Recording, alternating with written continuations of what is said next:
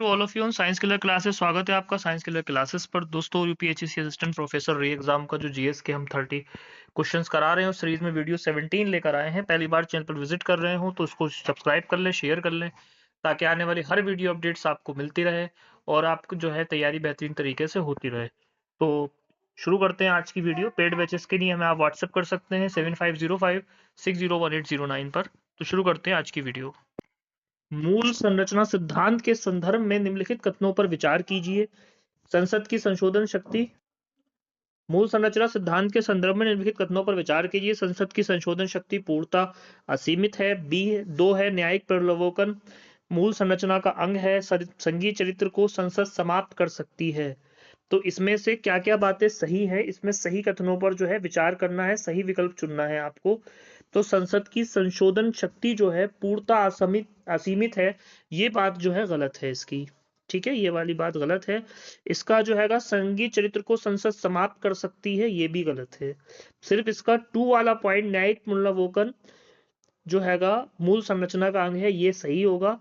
अतः जो है विकल्प जो है 2 सही होगा। ठीक है, तो विकल्प 2 सही है। इस हिसाब से उत्तर हो जाएगा आपका पहले का बी। बी यहाँ पर सही उत्तर है। अगला प्रश्न है आपका, भारतीय संविधान में संवैधानिक नैतिकता कॉन्स्टिट्यूशनल मॉरलिटी की अवधारणा मुख्यतः किससे संबंधित है?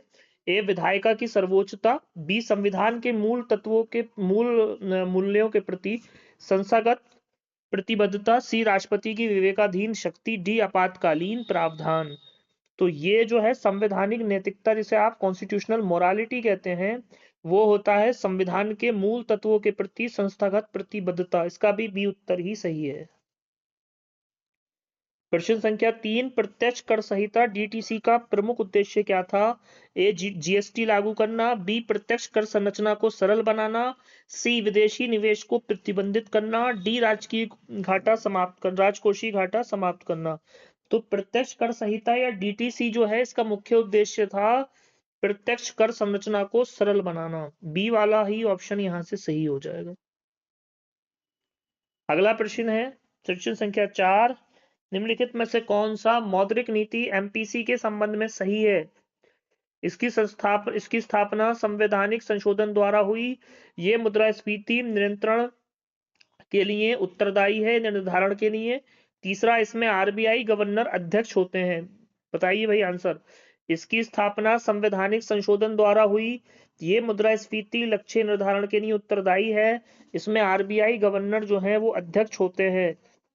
तो इसका जो पहला वाला है, जो ऑप्शन है पहला, इसकी स्थापना संवैधानिक संशोधन द्वारा हुई है, ये गलत है इसका। ये मुद्रास्फीति लक्ष्य निर्धारण के लिए उत्तरदायी है, बिल्कुल सही बात है ये। दूसरा वाला, इसमें आरबीआई गवर्नर अध्यक्ष होते हैं, ये भी बिल्कुल सही है। तो इसमें जो हैगा आपका इस हिसाब से 2 और 3 ऑप्शन सही होता है।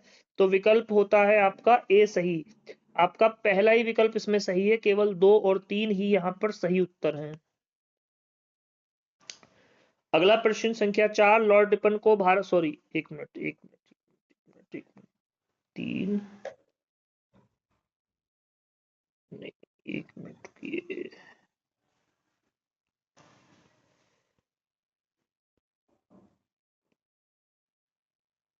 हाँ, प्रश्न संख्या 5 है, लॉर्ड रिपन को भारत में किस सुधार के लिए जाना जाता है? ए स्थायी बंदोबस्त, बी स्थानीय स्वशासन, सी दमनकारी प्रेस कानून, डी बंगाल का विभाजन। तो इसमें इनको जाना जाता है आपका स्थानीय स्वशासन के लिए। बी 5 का बी सही होगा। देखिए, ये थे आपके बंगाल विभाजन के समय लॉर्ड कर्जन थे यहाँ पे, और स्थायी बंदोबस्त के लिए जो थे, आपको बताना है कमेंट करके कि कौन थे। यहाँ पे थे लॉर्ड कर्जन। 1905 में बंगाल का विभाजन हुआ।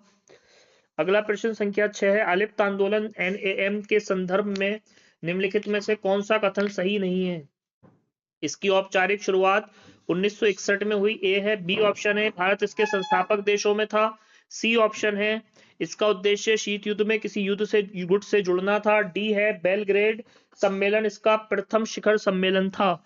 तो छठे का सही उत्तर हो जाएगा, इसका उद्देश्य शीत युद्ध में किसी गुट से जुड़ना था। यानी मतलब ये कथन इसके बारे में सही नहीं है। इसकी औपचारिक शुरुआत 1961 में हुई, सही है। भारत इसके संस्थापक देशों में था, ये भी ठीक है। प्रथम शिखर सम्मेलन बेलग्रेड सम्मेलन था, ये भी सही है। तो इस हिसाब से आंसर होता है सी। सेवेंथ प्रश्न है, जैव प्रौद्योगिकी के संदर्भ में क्रिस्पर एसीएस 9 तकनीक का उपयोग किसके लिए होता है? ये हम आपको कई बार करा चुके हैं, जीन संपादन के लिए है इसका प्रयोग। प्रश्न संख्या 8, भारत में राज्यपाल की विवेकाधीन शक्तियों के संदर्भ में कौन सा कथन सही है? वह सदैव मंत्री परिषद की सलाह से बाध्य होते हैं, गलत है ये, ठीक है। उसके बाद वे राष्ट्रपति शासन की अनुशंसा कर सकते हैं, वे संसद को भंग कर सकते हैं, वे सुप्रीम कोर्ट के न्यायाधीश नियुक्त कर सकते हैं। पहला वाला इसमें जो हैगा गलत है, तीसरा भी गलत है, संसद को भंग नहीं कर सकते, सुप्रीम कोर्ट के न्यायाधीश को नियुक्त नहीं कर सकते, वे राष्ट्रपति शासन की अनुशंसा कर सकते हैं। ऑप्शन ये सही होगा, बी वाला। आपको बताना है राज्यपाल किस अनुच्छेद में है। प्रश्न संख्या 9 है, द्वैध शासन डयार की व्यवस्था किस अधिनियम द्वारा प्रांतीय स्तर पर लागू की गई? ए 1909 का अधिनियम, बी 1919 का अधिनियम, सी 1935 का अधिनियम, डी 1858 का अधिनियम। तो ये व्यवस्था जो लागू की गई थी, ये व्यवस्था लागू की गई थी 1919 के अधिनियम से। रॉलेट एक्ट भी 1919 में ही आया था, ये भी याद रखना है आपको इसके बारे में। भारतीय दंड संहिता आईपीसी कब लागू हुई? 1858, 1860, 1862, 1872। ये प्रश्न रिपीटेड है, 1862 में हुई थी इसकी। अगला प्रश्न है, निम्नलिखित में से कौन सा मौसमी जलवायु का प्रमुख कारण है? पृथ्वी की घूर्णन गति, बी स्थल जल तापांतर, सी अक्षांशीय स्थिति, डी है आपका समुद्री धाराएं। तो इसमें के लिए सही उत्तर हो जाएगा मौसमी जलवायु के लिए स्थल जल तापांतर, बी ऑप्शन यहां से सही होगा। प्रश्न संख्या 12, वित्तीय संघवाद के संदर्भ में 15वें वित्त आयोग का एक प्रमुख फोकस क्या था? ए जनसंख्या 1971 आधार वर्ष, बी कर जीडीपी अनुपात समाप्त करना, सी प्रदर्शन आधारित अनुदान, डी राज्यों की कराधान शक्ति समाप्त करना। तो वित्तीय संघवाद के संदर्भ में 15वें वित्त आयोग का प्रमुख फोकस क्या था? तो इनका प्रमुख फोकस था प्रदर्शन आधारित अनुभव पे। 12 का जो सी वाला उत्तर हो जाएगा वो सही हो जाएगा।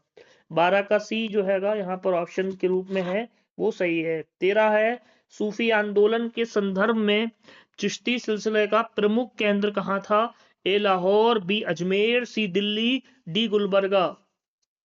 सूफी आंदोलन का जो के संदर्भ में चिश्ती सिलसिला था वो कहां से शुरू हुआ? तो चिश्ती सिलसिला हुआ अजमेर से, ख्वाजा मोइनुद्दीन चिश्ती की वजह से, जिनकी दरगाह है ख्वाजा मोइनुद्दीन चिश्ती की वजह से ये सिलसिला वहां से शुरू हुआ और ये अजमेर में है।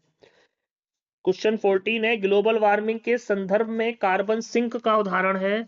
सीमेंट उद्योग, बी वन, सी कोयला खान, डी पेट्रोलियम रिफाइनरी। तो सीमेंट उद्योग जो है आपका कार्बन सिंक के लिए का उदाहरण है। ग्लोबल वार्मिंग से अर्थात मतलब है, ग्लोबल वार्मिंग का मतलब है पूरी दुनिया का, पूरे ब्रह्मांड का गर्म हो जाना। अगला है प्रश्न संख्या 15, राज्यसभा के संबंध में निम्नलिखित में से कौन सा कथन सही है? ये एक स्थायी सदन है, इस सदस्य के सदस्य प्रत्यक्ष चुनाव से चुने जाते हैं, ये धन विधेयक को अस्वीकार कर सकती है। ऑप्शन सही विकल्प केवल 1, बी केवल 2, सी के 2 3 या फिर डी 1 2 3। तो इसका उत्तर आपको बताना है। प्रश्न संख्या है 15। तो ए वाला अगर आप देखोगे तो ये एक स्थायी सदन है, ये वाली बात तो बिल्कुल सही है, कई पढ़ा चुके हैं हम आपको। इसके सदस्य प्रत्यक्ष चुनाव से चुने जाते हैं, ये गलत है इसका। और ये वाला ऑप्शन जो है धन विधेयक को अस्वीकार कर सकती, ये भी गलत है। तो 15 का केवल एक सही होगा, यानी केवल ए ही सही है। तो प्रश्न संख्या 15 का ऑप्शन ए सही होगा यहाँ पर। प्रश्न संख्या 16 दर्शन है, न्यायिक पुनरावलोकन भारतीय संविधान की मूल संरचना का भाग है और ऐसा रीजन है इसका, संसद संविधान संशोधन के माध्यम से न्यायिक पुनरावलोकन समाप्त कर सकती है। ए ऑप्शन, ए और आर दोनों सही हैं, आर ए की सही व्याख्या है। बी ए और आर दोनों सही है परंतु आर ए की सही व्याख्या नहीं है। ए सही है परंतु आर गलत है, डी ए गलत है, आर सही है। तो सही इसका उत्तर हो जाएगा न्यायिक पुनरावलोकन संविधान की मूल संरचना का भाग है। तो ये जो ए है ये सही है, बल्कि जो इसका बी आर है यानी रीजन है ये गलत है। तो इस हिसाब से ऑप्शन हो जाएगा ए सही है, आर गलत है, सी ऑप्शन यहाँ पे सही होगा। अगला प्रश्न संख्या 17, जीएसटी परिषद के संबंध में निम्नलिखित कथनों पर विचार कीजिए। इसकी स्थापना संविधान के 101 संशोधन द्वारा हुई। इसके निर्णय 3/4 बहुमत से लिए जाते हैं। केंद्र सरकार का मतभार 1/3 है। सही विकल्प चुनिए, केवल 1 और 2, बी केवल 2 और 3, या फिर सी 1 और 2 और 3, डी केवल 1 और 3। तो इसका जो पहली वाली बात है वो बिल्कुल सही है, यानी 101वां संशोधन था, निर्णय 3/4 बहुमत से लिए जाते, ये भी बात सही हो जाएगी। और केंद्र सरकार का मतभार 1/3 है, ये भी बात सही है। तो सही विकल्प हो जाएगा इस हिसाब से 1, 2 और 3, सी ऑप्शन सही है। अग्निपथ योजना मुख्यतः किस क्षेत्र से संबंधित है? ए पुलिस सुधार, बी रक्षा भर्ती सुधार, सी कृषि नियंत्रीकरण, डी अंतरिक्ष अनुसंधान। सही ऑप्शन हो जाएगा यहाँ पर आपका जो हैगा 18 का बी, रक्षा भर्ती सुधार। प्राकृतिक न्याय के सिद्धांत में शामिल है ऑडी अल्टेरम पार्टम, नैमो जुडेक्स इन कैशुआ, रेस जुडिकाटा। आपको बताना है इसमें से क्या क्या सही है।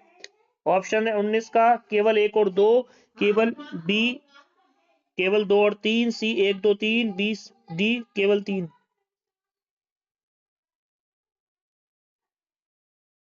केवल 1 और 2। 20 भारतीय संविधान में समवर्ती सूची की प्रेरणा किस देश से ली गई? 20 का A America, B Australia, C Canada, D Ireland.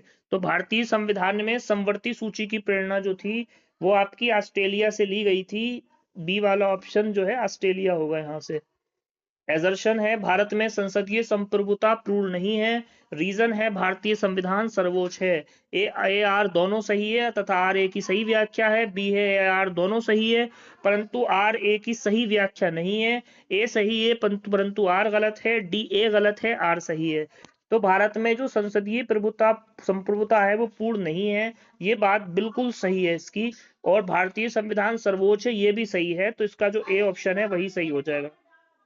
22 का है नीति आयोग के संदर्भ में कौन सा कथन सही है? ये संवैधानिक निकाय है या ये सहकारी संघवाद को बढ़ावा देता है? इसके पास राज्यों को बाध्यकारी निर्देश देने की शक्ति है। सही विकल्प चुनिए, केवल 2 के 1 और 2, 2 और 3, 1 2 और 3। इसके लिए आप हमारी वीडियो देख सकते हैं। मैंने पूरी जो है नीति आयोग पे जो एक छोटी सी 3 मिनट की वीडियो बना रखी है, आप मेरे चैनल पे देख सकते हैं। उससे आपको इसका प्रश्न आसानी से मिल जाएगा। तो ये जो है ये संवैधानिक निकाय है, तो ऐसा कुछ है नहीं आपका। ये इसके पास राज्य को बाध्यकारी निर्देश देने की शक्ति ऐसा भी नहीं है, सिर्फ सहकारी संघवाद को बढ़ावा देता है। ये ऑप्शन राइट होगा इसका। इस हिसाब से ऑप्शन केवल 2 सही है और उत्तर केवल ए हो जाएगा आपका। प्रश्न संख्या 23, श्वेत क्रांति के जनक माने जाते हैं? M S Swaminathan, B Verghese Kurien, Norman Borlaug, Homi Bhabha. मैं चारों को आपको एक्सप्लेन कर दे रहा हूँ। एम एस स्वामीनाथन हरित क्रांति के जनक हैं भारत के। ये नॉर्मल बल्लोग इनके साथ गए थे। और होमी भाभा का मतलब नहीं है इससे कुछ, तो वर्गीस कुरियन थे इसके लिए। इन्होंने अमूल की स्थापना भी करी थी। अमूल का मतलब है अरविंद मिल्क यूनियन लिमिटेड, इसी को हम अमूल के नाम से आज जानते हैं। अगला प्रश्न है, निम्नलिखित में से कौन सा युग्म सही सुमेलित है? आंदोलन वर्ष लिखें एक तरफ, दूसरा लिखा है आपका ईयर। स्वदेशी आंदोलन 1905, असहयोग आंदोलन 1919 और सविनय अवज्ञा आंदोलन आपका जो हैगा वो हैगा 1930। तो देखिए स्वदेशी आंदोलन 1905 में ही था, ये ठीक है। सविनय अवज्ञा आंदोलन 1930 में, ये भी सही है। असहयोग जो था 1920 में था, तो ये 1919 में नहीं है। इस हिसाब से ऑप्शन जो है केवल 1 और 3 यानी ऑप्शन ए सही है इसका। 25 है, जलवायु परिवर्तन के संदर्भ में पेरिस समझौता किस वर्ष अपनाया गया? तो पेरिस समझौता ए 2014, बी 2015, सी 2016, डी 2018। तो पेरिस समझौता जो था वो किस वर्ष अपनाया गया? वो अपनाया गया 2015 में। बी ऑप्शन यहां से सही हो जाएगा। 26 लोक लेखा समिति पीएससी के संबंध में निम्नलिखित में से कौन सा कथन सही है? इसके अध्यक्ष लोकसभा अध्यक्ष द्वारा नियुक्त किए जाते हैं। इसका अध्यक्ष परंपरागत रूप से विपक्ष से होता है। इसमें राज्यसभा के भी सदस्य होते हैं। इस पर भी मेरी एक वीडियो है 2 मिनट की लगभग पीएससी के बारे में, आप उसको भी सर्च कर सकते हैं जो है मेरे चैनल पे जाके। सही विकल्प चुनिए, केवल 1 और 2, बी 1 2 और 3, सी केवल 2 और 3, डी केवल 1। तो सही उत्तर हो जाएगा 26 का आपका जो हैगा बी वाला, क्योंकि इसमें जो है तीनों ही ऑप्शन इसके सही हो रहे हैं। इसमें अध्यक्ष जो है लोकसभा अध्यक्ष द्वारा नियुक्त किए जाते हैं, परंपरागत रूप से विपक्ष से होता है, राज्यसभा के भी सदस्य होते हैं, 15+7 होते हैं इसमें। 27 भारत का नियंत्रक एवं महालेखा परीक्षक सीएजी की रिपोर्ट किसे प्रस्तुत की जाती है? प्रधानमंत्री, राष्ट्रपति, संसद, सर्वोच्च न्यायालय। ये क्वेश्चन पिछली वीडियो में जो है लिंग्विस्टिक कंफ्यूजन से हो गया था। ये राष्ट्रपति को सौंपी जाती है, इसके बाद राष्ट्रपति संसद में प्रस्तुत करते हैं, फिर राज्यपाल के समक्ष राज्यों के।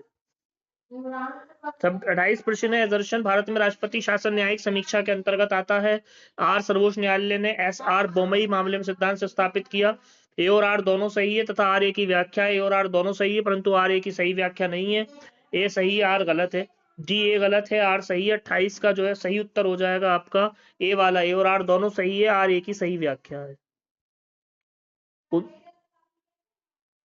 राष्ट्रीय हरित प्राधिकरण या अधिकरण एनजीटी की स्थापना किस वर्ष हुई? 2005, 2008, 2010, 2012। तो ये हुई थी आपकी 2010 में। प्रश्न संख्या 30 है, भारतीय अंतरिक्ष अनुसंधान संगठन इसरो की स्थापना किस वर्ष हुई? ए 1962, बी 1965, सी 1969, डी 1972। तो इसरो की स्थापना हुई 1969 में। आप कमेंट में करके बताइए फिलहाल में कौन इसके चेयरमैन है। तो ये थे 30 क्वेश्चंस आपके जो है जीएस से लिए गए हैं। थोड़ा स्तर को हमने मॉडरेट किया है। अगर आप हमारे पेज ज्वाइन करना चाहते हैं, व्हाट्सअप कर सकते हैं, उस स्क्रीन पे लिखे नंबर से।